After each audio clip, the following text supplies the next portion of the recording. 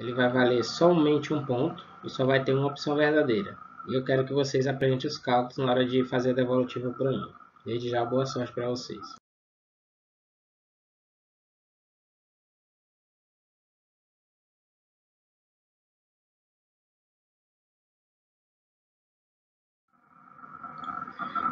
A nossa primeira questão, temos aqui uma tabela em que nós temos alguns produtos e os valores do produto, ok? Café 500 gramas, R$15, açúcar de 1 kg, R$3, batata, o quilo é R$2 a unidade, ok?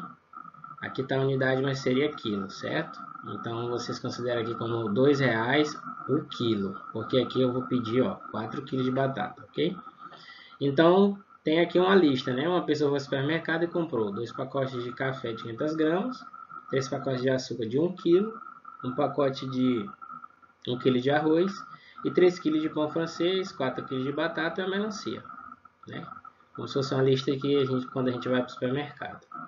E o que é o comando da questão quer, né? Diz o seguinte: ao final da compra, constatou que possuía apenas R$95, né? Ele levou só R$95.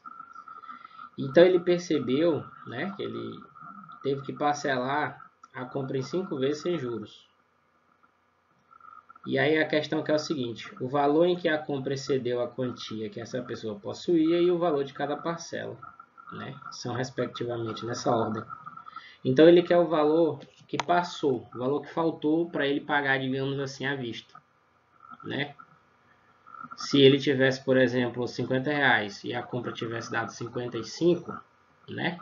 O valor que excedeu foi R$5, né? Então é mais ou menos nessa ideia. Então ele quer o valor que excedeu e o valor de cada parcela. Então, somando aqui tudo a compra dele, né? Tudo que deu, vocês depois vão dividir por 5. E assim vocês vão ter o valor de cada parcela. Assim vocês vão conseguir responder a primeira questão. A segunda questão diz o seguinte: em um jogo para 2 ou mais pessoas, são distribuídas fichas vermelhas e amarelas, de forma que o total de vermelhas são 24 e o total de amarelas são 40. Sabendo que cada participante pode ter uma ou mais fichas, tal que todos eles tenham a mesma quantidade, independente da cor, e que nenhuma possa sobrar, responda: é verdade que esse jogo pode ser disputado por 3 participantes? Esse jogo pode ser disputado por 4 participantes? Qual é o número máximo de pessoas que podem participar desse jogo? Então, na resposta desses 3 itens, vocês vão ter aqui a alternativa correta, que corresponde à resposta desses 3 itens aqui, 2.1, 2.2 e 2.3. Então, é verdade que esse jogo pode ser disputado por 3 participantes. Então, para isso, vocês têm que pegar o número total de fichas, contando vermelhas e amarelas, e fazer a divisão por 3. Lembrando que os comandos é o seguinte: cada participante pode ter uma ou mais fichas, ele tem que ter a mesma quantidade, ou seja, não pode sobrar nenhuma dessas fichas. Então, quando vocês dividirem, se sobrar, a resposta no caso de vocês seria não, né? É verdade que ele pode ser disputado 3 vezes? Não. Se não sobrar, a resposta é sim. Da mesma forma, vocês vão fazer no item 2.2. Esse jogo pode ser disputado por 4 participantes? Também faça a divisão. E aqui vocês têm que observar, mediante o comando, o seguinte: qual é o número máximo de pessoas que podem participar desse jogo? Mediante a quantidade de fichas, vocês vão ter essa resposta aí. É só fazer um raciocínio rápido que vocês conseguem responder com toda certeza. Vamos observar a terceira questão. Um artista de renome internacional realizou um grande espetáculo. Gregório resolveu estimar quanto fora faturado apenas com as entradas para o evento.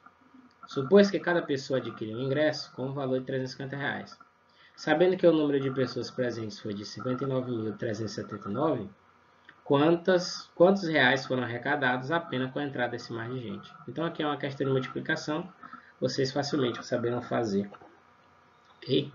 Então, por exemplo, se eu faço um show com 10 pessoas e o ingresso custa R$5, para mim saber quantas pessoas, quanto eu arrecadei, eu vou multiplicar 5 vezes 10.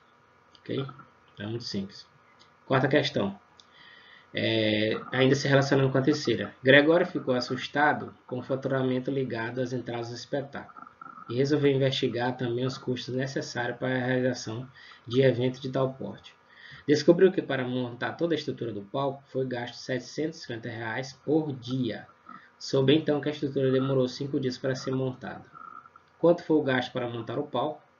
Quanto restou ainda do valor arrecadado com o ingresso, retirando os custos do palco? Ou seja, ele quer saber quanto foi que gastou para montar esse palco e o lucro dele, vamos dizer assim.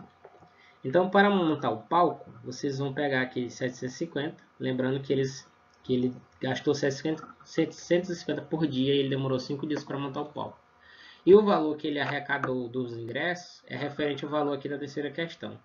Então, com esse valor que vai ser dado da montagem do palco com o que ele arrecadou, vocês vão ter a resposta aqui da quarta questão. Quinta questão. Uma empresa teve um lucro de R$ 200 mil no mês de janeiro de 2017 e um prejuízo de R$ 179 mil no mês seguinte. No mês de março, o lucro foi 2 vezes o ganho do mês de janeiro, porém no mês de abril, o prejuízo foi 2 vezes a perda do mês de fevereiro. Ao final do mês de abril, a empresa saiu no lucro ou no prejuízo? De quantos reais? Então vocês vão ter que fazer aqui mediante toda a receita que ele teve aqui de janeiro a abril. Lembrando que em janeiro ele teve um lucro de R$ 200 mil. Em fevereiro ele teve aqui, né, que é o mês seguinte, 179 mil. Já no mês de março foi 2 vezes o valor de janeiro, né, de lucro. E no mês de abril ele teve um prejuízo de 3 vezes o valor aqui de janeiro, né, 179 mil. Fazendo as devidas multiplicações e depois uma subtração, obviamente, para saber se ele teve lucro ou prejuízo, vocês vão responder.